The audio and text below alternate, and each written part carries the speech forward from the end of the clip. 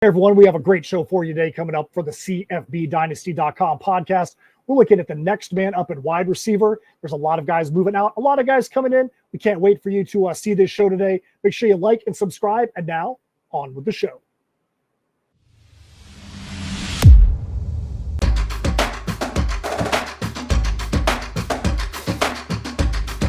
Welcome to the CFB Dynasty podcast with hosts Matt Knowles and Brian McElfish.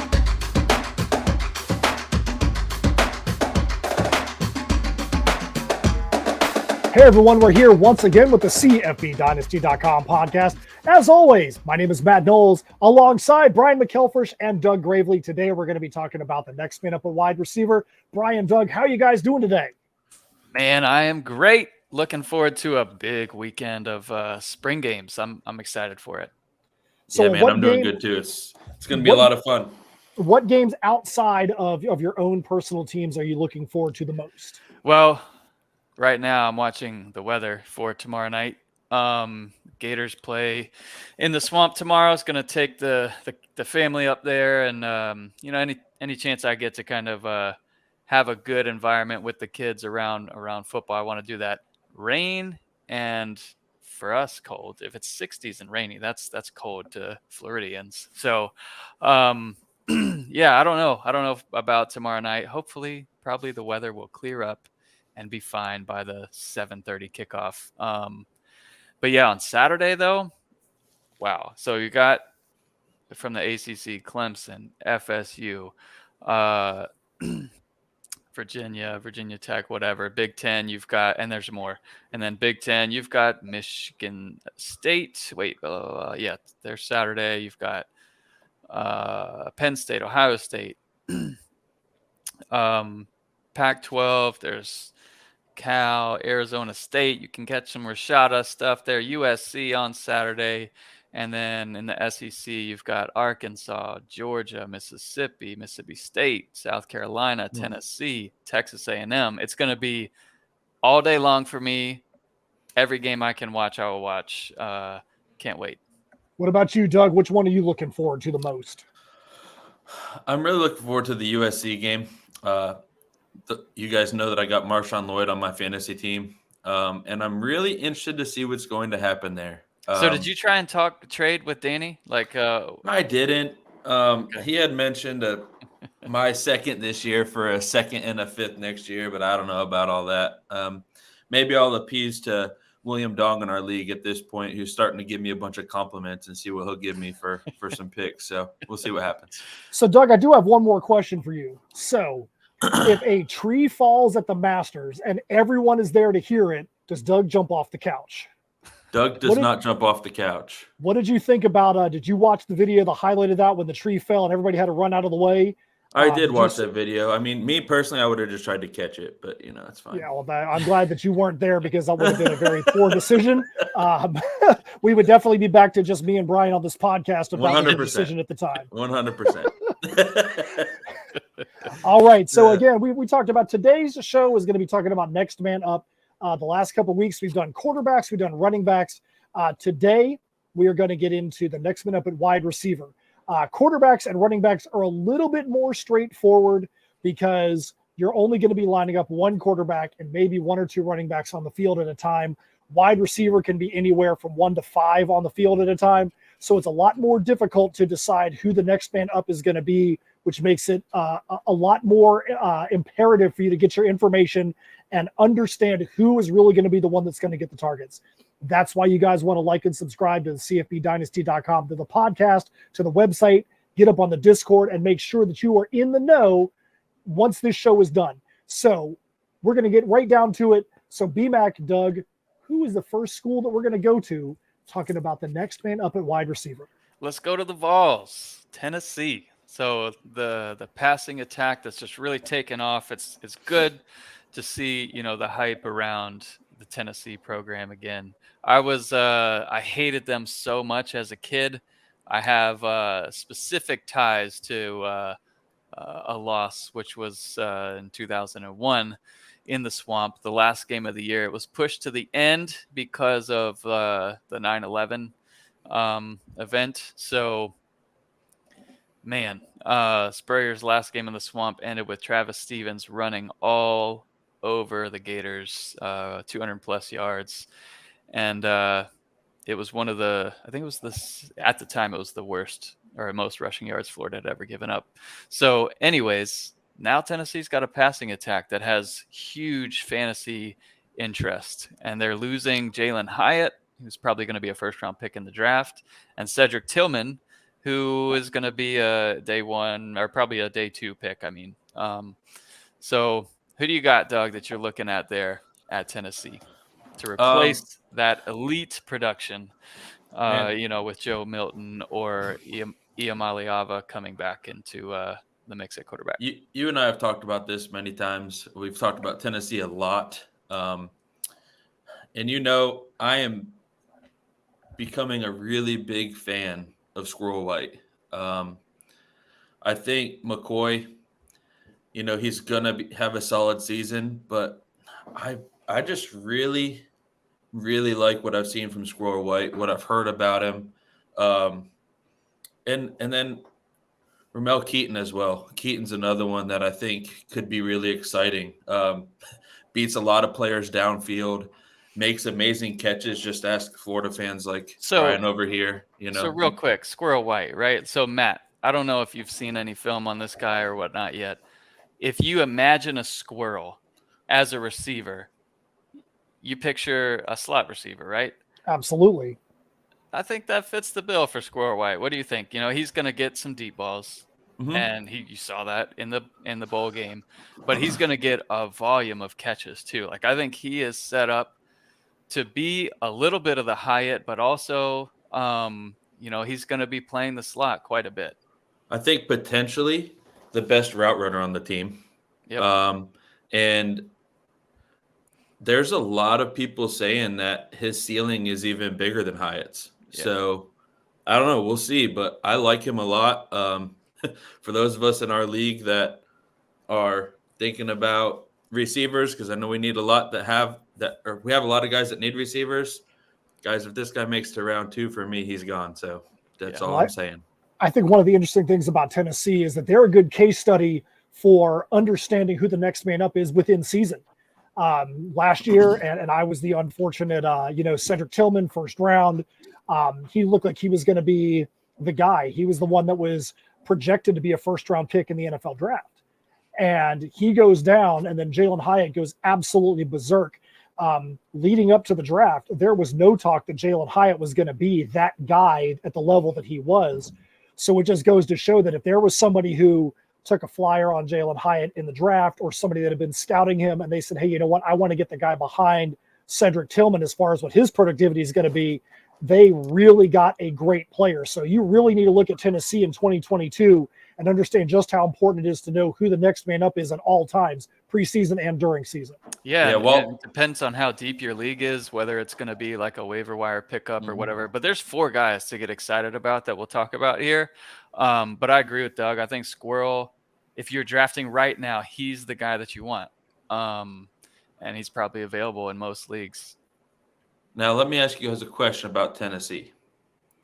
Do you see back-to-back Biletnikoff winners here at Tennessee with that crazy good offense? Or is somebody else at the top of your list for that? Yeah, I don't think you can.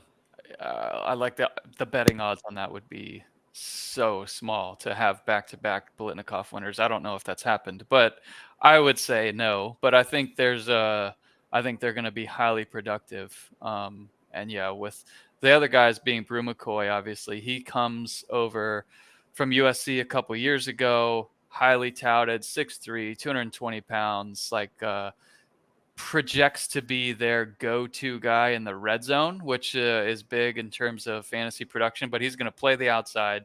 He's going to get some deep balls, and that's just how this offense works. You got to like Brew McCoy going into this year as well.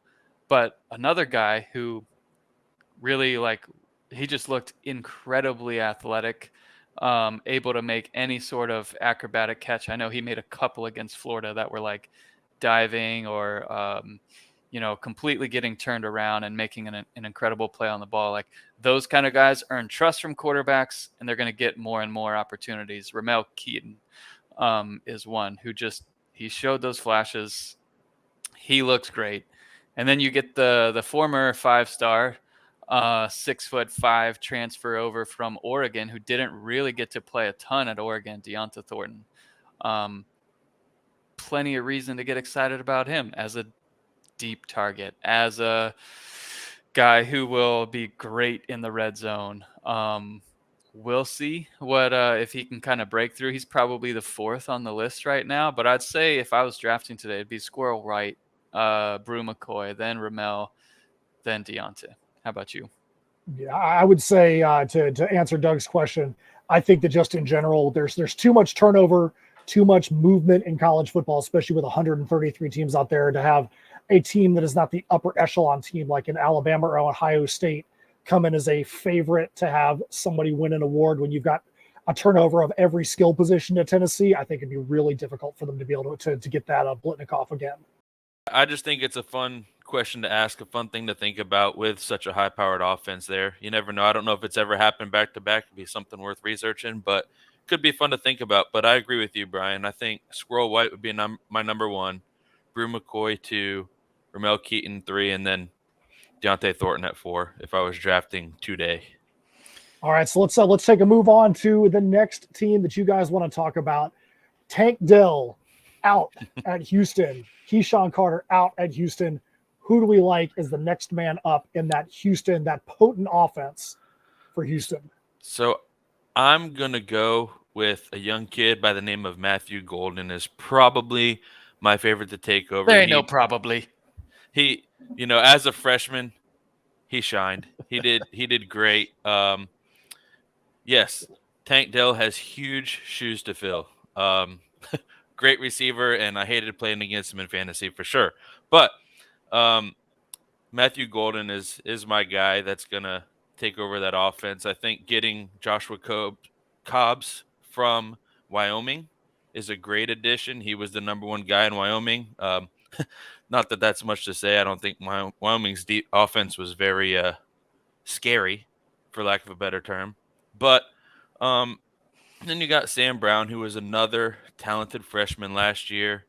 But I think it's a Matthew Golden job there for sure as the number easy 1 money. guy. Yeah, I totally agree. Golden is NFL potential, and I think he could have a huge year. Like we've got him, not to kind of bury a future show that we'll be doing next with our adjusted 2023 positional rankings for college fantasy.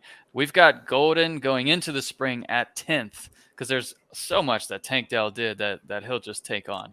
He had 116 fantasy points. That's 12-ish a game as a freshman. Like he's going to be really good. And I think Golden is easy. Next man up, easier than Tennessee. I think he's probably the easiest one on this list to just peg in with high confidence that he's just going to be a star going forward, and everyone's going to know his name by the end of the year, and college fantasy or college football fans at least. I think everyone is going to know who Golden is, and here's my only issue, okay, with this Houston offense. Are they going to go with a young Lucas Coley at quarterback, or are they going to go with a guy who loves throwing the ball to the other team, and Donovan Smith? So mean. Is Donovan Smith going to get the maturity and understand what color his team is,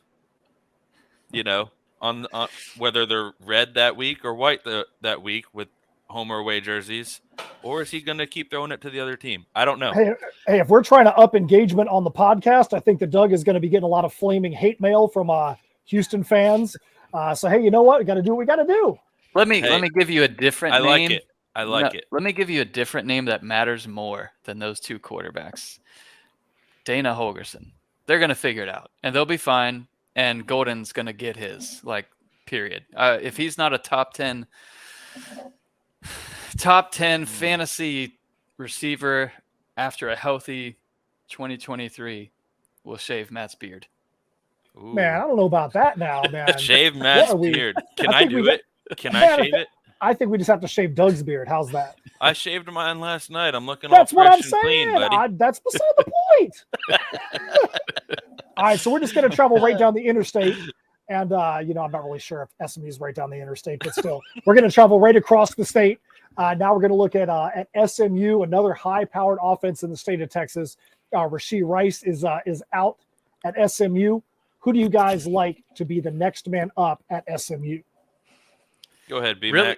Yeah, so from what we have seen and heard so far, it looks like it's going to be Jordan Curley, someone who, again, probably is available in redraft or non-redraft leagues. So like him a lot, added weight, strength and durability. Like he's someone that's going to be able to get a volume of balls, and it's another offense that's perfect for the receiver position or for just fantasy. So like we're talking SMU, we're talking Houston. Man, they're just gonna get a heavy volume of opportunities and targets. Yeah, so I have to like a guy like Curley who a couple days ago his quote was, every single year there's always going to be a guy, and I feel like I'm going to be that guy. So I mean, you gotta like a guy that makes a quote like that, that's got that confidence. Yep. Dixon, I think, is potentially going to be the number 2. He showed in the final game of the season that he's relied on. They targeted him 10 times, led the team in receiving yards that game. But it's going to be Curley's job to lose, I think, potentially going into this season. Man, you can't be leaving off the first half of Dixon's name for the listeners. They may not know who this guy is. Well, I'm going to call him Moochie because that's his nickname, because I can't pronounce. You don't want to call him Covante Moochie Dixon? Come on, man. That's going to be a great name in college football this year. Come on, man. I grew up in Inverness. I don't read that well, okay? All right, is there anything else you guys want to say about SMU and the Rashee Rice leaving situation there, or do you want to move on to the next team that is down below in our footer on this video? And that is UNC. Josh Downs, Anton Green out. Who do you guys like to replace them with the Tar Heels? Yeah, so they've got some transfers, like Nate McCollum coming over from Georgia Tech, and some returnees. But the main guy that I'm looking at is Devontae Walker, just Tez Walker. He was all-MAC first team at Kent State. And like you, if you've listened to some of the other shows, like everyone left Kent State. So I like him a lot, and I think he'll be the guy. We've got him as a top 5 receiver this year, and I think he's gonna prove it along with Drake May. Like May's got to have someone to throw it to. Tez is going to be that guy with experience in college football and productive experience. So in that North Carolina offense, I think he can be elite for fantasy. Like he could be easily a top 3, top 5. I say easily, but I mean, May is super good. Obviously, if he's healthy and Tez Walker does what we expect him to do, like again, 58 catches, 920 yards, 11 touchdowns as a freshman. So I think he'll be that guy for sure at North Carolina. How about you, Doug? Yeah, I agree. I have him number 1 for me for North Carolina, and honestly, I have Pacer number 2. I know they got McCollum transferred over there, who was basically the lone bright spot for Georgia Tech last year, but what Pacer showed as a freshman at North Carolina, not even being the number 1 guy, you got to get excited about him if you're a North Carolina fan too. Yeah. If you're looking for NFL potential, if you're more interested too in like a Devy prospect, Walker is not Josh Downs. Downs is 180 pounds maybe, and 5'10" ish. Walker's 6'3", 211 today. Mm-hmm. Like he's built and ready for the next level. Like he's going to be a red zone target. He'll be a target all over the field. So I like Walker a lot this year. Yeah, all I can really say about North Carolina is with those receivers, like you said, if Drake May stays healthy, I mean, what more do you need to say when you have somebody like Drake May throwing you the ball? I mean, honestly. True. So, True. All right, so now we're going to go over back to Oklahoma. Marvin Mims, who is a guy that was feast or famine, had an incredible freshman year, and then ever since then has been up and down. Sometimes he'd have an incredible game, sometimes he would completely disappear. So I think we have two different questions here. Who's the next man up to replace Marvin Mims? And the second one is, do you think that the Oklahoma offense will be consistent enough to make it where you should even take a chance on an Oklahoma wide receiver? So I'm going to throw that over to you guys. Yeah, that's an interesting question. So I think in the short term with Dylan Gabriel, I think the answer is yeah. I think you'll expect, if he's healthy, you'll expect them to move the ball like they did, and I think that offense will still be really good. I think they'll, maybe feature the running game a little bit more than normal. But they've also got Jackson Arnold there, who's expected to kind of come in and compete. But I don't think he'll be he'll play this year, but I don't think he's going to be like a starting factor unless Dylan Gabriel gets hurt. So, if it's Jackson Arnold, who's totally a dual threat guy, maybe in the future, maybe not. But right now I'm looking at Jalil Farouk. You've got other guys on the roster that Doug can go through, but Jalil Farouk, he's back. He was a starter last year, as well as Drake Stoops. And he had a strong season as a first-year starter. I think he'll build on that in 2023. yeah, I agree. And Stoops being kind of a force, I guess, for lack of a better term, at the slot position. He's comfortable there.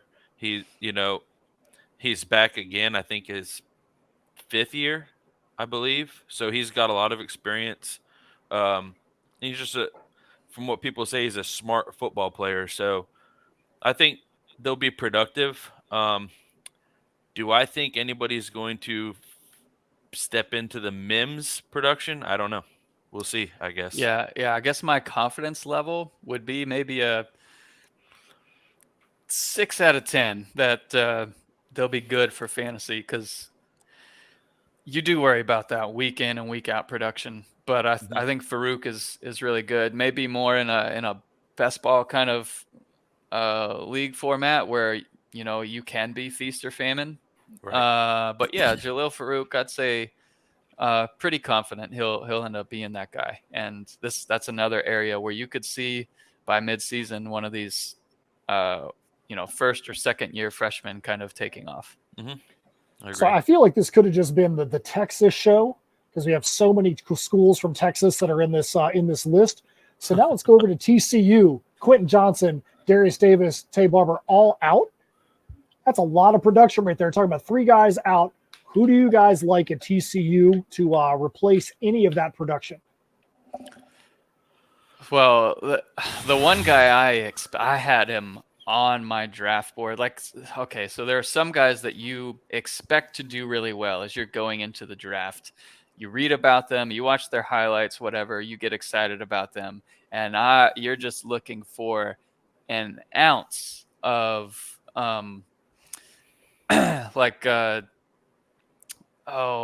totally lost the term. Anyways, you're looking for an ounce of good news where you're like, all right, I'm picking this guy up right now. And that was JoJo Earle for me in Alabama. And then he ended up getting hurt last year in the spring or in the fall, and then missing 6 games and being able to play a little bit here and there in the end. And their passing attack wasn't all that great last year. So I'm looking for him again to kind of come in and be like heavy, in the slot, able to get a high volume of targets there in that elite offense. So I like JoJo Earle, and I'll be looking for confirmation bias. That's what I was trying to go for earlier. Anyways, and then you've got John Paul Richardson. So he's coming over from Oklahoma State. You've got Savion Williams, who's been there a couple of years now, and he's someone who was a highly sought after wide receiver, in high school. And I think he'll be a potential breakout candidate for and all everything kind of guy, whereas JoJo Earl might be a little bit more slot. So I think Earl, if I was drafting today, but it wouldn't shock me if Savion kind of took off, early on in the year too. I think JoJo Earl is part of another one of those case studies. We talked about it in previous shows.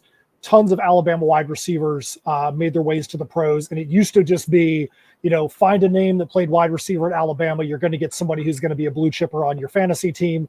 Last year was not the case. Alabama completely just, pooped the bed when it came to wide receiver production, and a lot of their guys transferred out to other schools.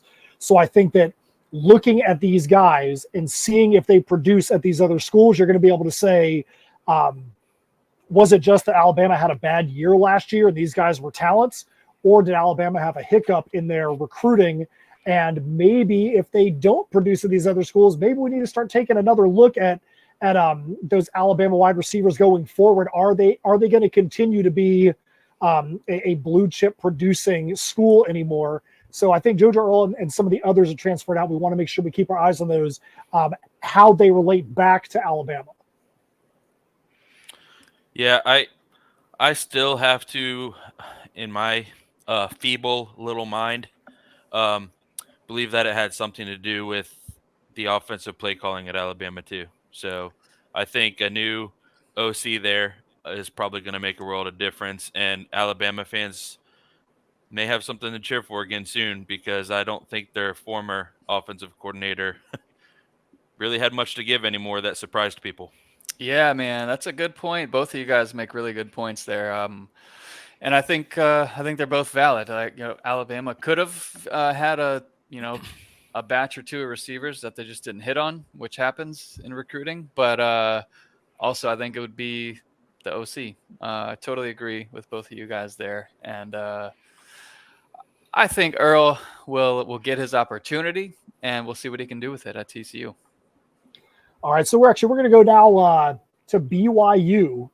You got Puka Nacua and Gunnar Romney that are both out. Those guys produced a ton for Brigham Young. Who do we like stepping in at BYU? So I've done a lot of research on BYU because of having Puka on my fantasy team and him being so reliable for me when he came back from injury. Cody Epps, young kid, super promising freshman season. Him and Chase Roberts both are great receivers, great athleticism, but they're injury prone, which is part of the problem for them. But something about Epps right now is that he's been out of training camp and he's actually been in the quarterback room with Slovis trying to build a relationship, going over film. He's stated that he wants to be someone you can rely on, and he wants to know the ins and outs, what the offensive linemen are supposed to do each play, what the running backs, the quarterbacks. So you got to love the work that he's putting in to try to be, that guy in that offense. I would expect Epps to be the number one guy there. But I wouldn't sleep on Keanu Hill either, because if Roberts and Epps both get hurt, like they've shown they have the potential to do, Hill could be in line for a lot of targets. Mm-hmm. So, but I do like Epps to be the number one guy there once he's fully back from the shoulder injury. Dig. Yep. All right. So last school we're going to talk about in any kind of depth right now, USC, Jordan Addison out. Who are some of the names you guys like to fill that role at Southern Cal? Man, you said it. They've got some names. Yes, they do. If you pay attention to recruiting, transfers, they've got it all. So obviously you remember Brennan Rice. He's coming along, and he could end up being a force this year. You've got Taj Washington, who came over, I think, from Memphis a couple years ago, and he was like their leading receiver, and he came over, and he's sporadically done some damage. And then Mario Williams, when he came over with Caleb from Oklahoma, you kind of expected him to be the guy. And then a few weeks later, they picked up Jordan Addison, who took over, former Biletnikoff winner from 2 years ago. And Addison will be a first-round pick in the NFL draft here, just a couple weeks away. So that's exciting. Can't wait. And then you've got Dorian Singer, who came over as like a small recruit. He had like 12 D1 offers or something like that coming into college, and he really wanted USC to be one of them. He just didn't get the offer. So he, as a freshman, puts up a ton of production and then transfers to USC. And then you've got a 5-star receiver, probably the most electric player coming out of the high school ranks this year, Zachariah Branch. He showed out in all of his high school film. Then he showed out in the All-Star game, like all the All-Star practices. He's legit. He'll be a weapon this year for sure. So how do you pick? And you really want to know like who's going to be the guy in terms of production right now where we sit. I can't wait to watch the spring game. I would give the nod to Dorian Singer. Like he's done it in this conference at this level. Him and Mario Williams, I would expect to be the guy, but it's hard. Brendan Rice is so good. Washington's really good. And then Branch is so talented. Like someone's going to take over, I think. If not, we'll all be disappointed at who we draft from USC. And for those of you guys that are listening, when you do an NFL draft, you have tons of information, and there's not a whole lot of variance in what you're going to get per team. The NFL's got a lot of regulations set up. Something we talk about all the time on the CFBDynasty.com podcast is the gamesmanship that really needs to be reined in when it comes to the information that comes out, when it comes to injury reports, when it comes to what's happening at practice. And it's going to be very difficult to get that information that BMAC's talking about at USC, not because it's USC, just because it's the culture of college football reporting. So I think that the farther into August your draft comes, the easier it's going to be to make that determination. Probably if you're drafting late July, early August, which we absolutely would advise against, it's going to be just like get out a 5-sided coin and flip it. And, you can go pick a name and see what happens from there. But, it's going to be tough. If you get the information, make sure you're posting on the CFBDynasty.com Discord, because we want to be able to celebrate you and give you a shout out if you've got information like that. Doug, didn't mean to cut you off. What else you got about USC? Oh, you're good. I was just going to throw in there real quick that, for leagues like ours, kind of, I think Zachariah Branch is probably a huge option. But I agree in the sense of Singer and Williams probably being the main guys this year. But if you're looking for future potential, I think the Zachariah Branch and Malachi Nelson duo could be around for quite a few years to help your fantasy teams out. But for like right now, I'd probably go Singer if I had to pick of those 5. But like I said, I just wanted to throw in for future fantasy fun, the Malachi Nelson and Zachariah Branch duo could be really fun to watch. Brendan Rice in that game, if you remember, against your boy Michael Pratt in Tulane, where USC lost 46-45 in that bowl game.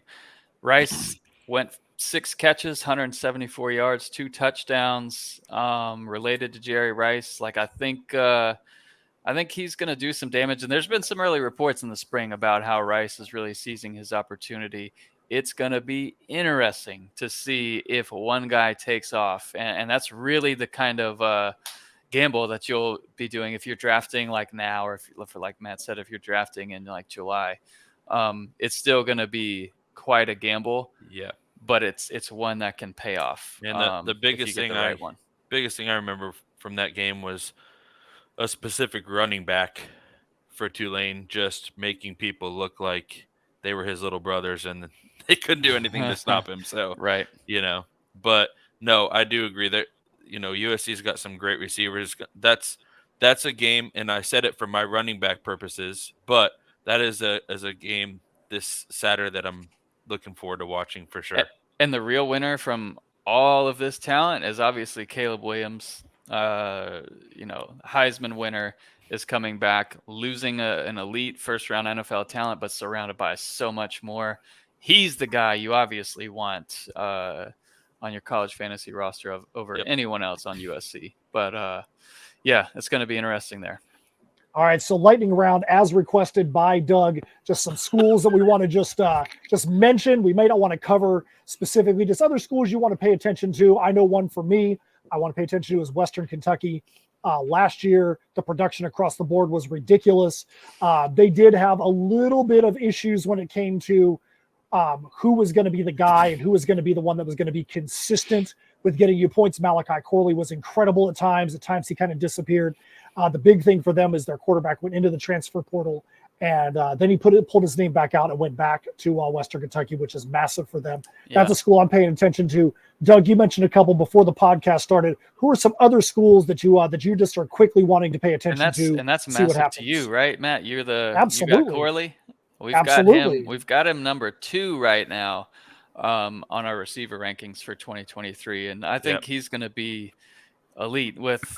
He was great last year, like you said, 17 fantasy points a game as returning production, where they also lost someone else who had a really productive year in terms of fantasy. So I like Corley a lot this year. He could end up being wide receiver 1, although we've got someone else there in the number 1 spot. Doug, who are some other schools that you're just quickly paying attention to? Obviously, you got to be excited if you're a UTSA fan. Everybody and their brother is coming back to that team. They have a 27-year quarterback. They're saying 27-year quarterback. And we're not talking about 27 years old. We're talking about like his 27th year in the program. Right. It's unbelievable. Right. I feel like I was still in high school when he went to UTSA. So that's crazy. Yeah, not the O-line. So you've got to be excited about them. I mean, and then unfortunately, one that I like to pick on a little bit is if you're a Kent State fan, I'm so sorry for you. Out of the 133 teams, there are probably 133 for me going into this season. So, met a Kent State fan, right? And I haven't either. But I have a feeling there's going to be less and less of them as time goes on. So, I just wanted to mention them and get a little knocking on them. But I think UTSA has to be a school you're excited about, knowing that everyone is coming back. Yeah, and like for Ohio State, JSN's going pro. He's like I think he's got the highest probability of being the first receiver off the board. And potentially the only first-day receiver. Correct. Potentially, but we already know who the next men up are because he didn't really play last year at all. So I think he played like a couple series. But much to BMAC's chagrin. a name that was on the milk carton so many times last year. I love it. Yeah, right. All right, so that does it for the Next Man Up and Wide Receiver show. We have some awesome shows coming up. Starting next week, we're going to start getting into some true paid level content that we're going to be talking about right here on the podcast. We're going to get into our preseason rankings at quarterback, running back, wide receiver, and tight end. And one thing that I will say about these shows, and you guys tell me if I'm wrong, I think that the preseason rankings that we talk about in these next few shows are probably going to change based on the things that are happening right now, which is a spring game. We've already seen some guys that did not get a lot of production in spring games starting to transfer in that next portal window. So you might see guys that maybe were buried on the depth chart that after the spring games are going to go somewhere else, and we might have to rethink some of the where they're at. We might rethink some of the guys that are staying. So what are you guys excited about when it comes to these preseason rankings? I love it because, you're kind of going in with, you don't have your mind made up. You're ranking things based on what you've seen without, knowing that these are not robots. We might have our order that we perceive how it's going to play out, but these are 18, 19, 20-year-old kids who can work hard, develop in the off season. Then when the next time we see them, they could be, bumped up the depth chart in a powerful offense, at TCU at one of these, and just be killing it for your fantasy team in the fall. So knowing they're not robots, we have a high level of volatility here in terms of being able to move people around and rank them and slot them based on news and based on, not only what we see in the spring game, because I would say it's a 4 TV event, but it's not great TV either. But it's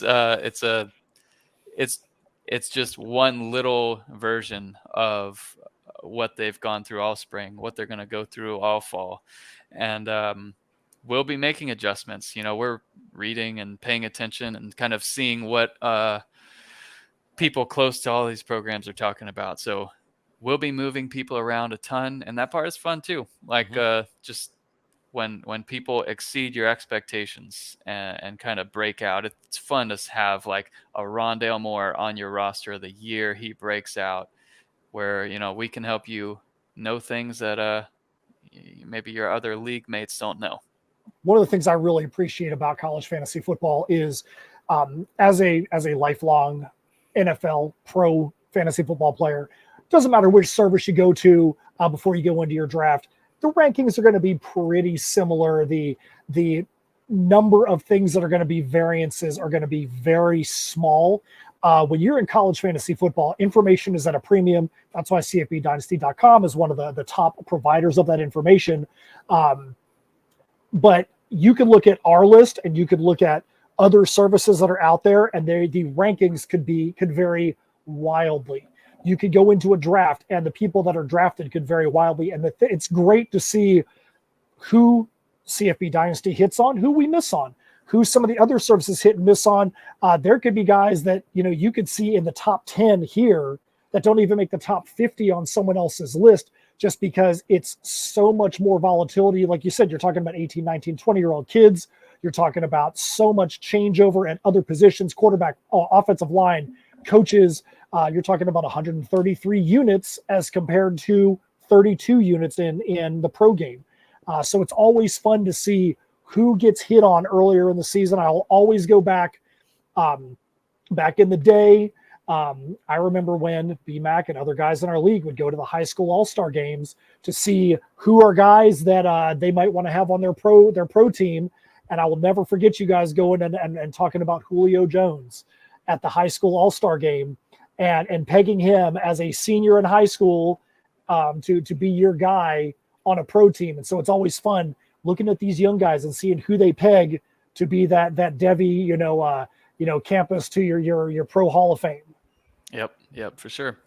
But yeah, it's always fun. And I'm really looking forward to the next 4 shows we have lined up going by position. It's going to be a blast looking at the rankings, and we'll have some people moved around certainly by then, because we've got a lot of news coming our way this weekend. And then really this is where we start our outreach. We have writers that we talk with, like with each college program.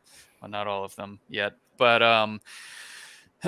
trying to get in touch with all of them so that we can post and figure out who they're hearing about, who they think is going to break out, when they're talking to coaches and different stuff. So that will be fun. Our annual like Q&A segments that we have, or blog posts that we have, and maybe we'll get some of them to hop on a show with us. It'll be fun. Absolutely. And Doug, this is your first year, correct me if I'm wrong, this is your first year being on the back end of these rankings in the preseason. Am I correct in saying that? Right. Or were you? Okay. So for you, how is it where you're like looking at this list and going, oh crap, I'm a part of putting this list together? Do you look at it differently now, seeing how you would have viewed a list in previous years as compared to being the guy that there's going to be people that are going to come in and they're going to be drafting based on information you're providing? Do you see the list differently? Do you feel a different responsibility? Yes and no, if that makes sense. So you guys know, after playing in the league with me for going on my 4th year now, how I draft, how much work I put into it every year. And the joys I have on finishing second place, So no, I think in order to have your team in that playoff scenario almost any given year, you have to draft like we would when we evaluate these players, when we put these rankings out. So what I can say is in the past, I have put a lot of trust in BMAC's knowledge and expertise of putting these ranks together. But being part of it now, it's kind of fun in the sense of, we butt heads once in a while and we're like, no, this guy's better than this guy, or that, so that stuff is fun for me. But at the end of the day, when I say we butt heads, it's usually like by a position or two. It's not like this guy's going to be top 5 and no, he's not. He's going to be number 30. It's usually like, I don't know, this guy might be a little bit better than this one. So I think the same goes into it year in and year out, whether you're just drafting or you're putting the ranks together, to be honest with you. I just think the same research that I've done in the past is the same research I'm doing now. I just have BMAC next to me doing it with me, really. Now, I know BMAC has touched on this previously. I want to ask you the same question that he said in some other podcasts, some previous podcasts. Before, you were doing research for yourself, and you're like, oh, man, I might have uncovered a gem, and, I got to keep this guy's name quiet because I want to go into the draft. Do you feel like your soul leaving your body at certain times? And you're like, oh, I've got to go expose this guy that I really want to get. And now because of integrity purposes, I've got to go put him in the top 5 when I'd rather people not even hear this guy's name. So when I mentioned players like Squirrel White, or a couple shows ago, you guys have both heard me mention Sturdivant. I'm like, man, I don't want to say anything because I know some guys, or a lot of the guys from our league listen to this, like William Dong and Gordy, and again, William Dong, who likes to give me compliments now because he wants some draft picks, but we'll get to that. So yes, I feel part of my fantasy edge leaving me because I'm like, man, some of these guys are gonna know who I'm looking at now. So yeah, but at the end of the day, you can also say no, because doing this, your depth chart gets so deep on guys that you think are going to be good. You're like, okay, if I lose this guy, I have another guy that I got my eyes on. So your depth chart gets bigger, but yes, it does suck when you have to tell people who you're ultimately looking at in like an upcoming draft. So all right, good stuff.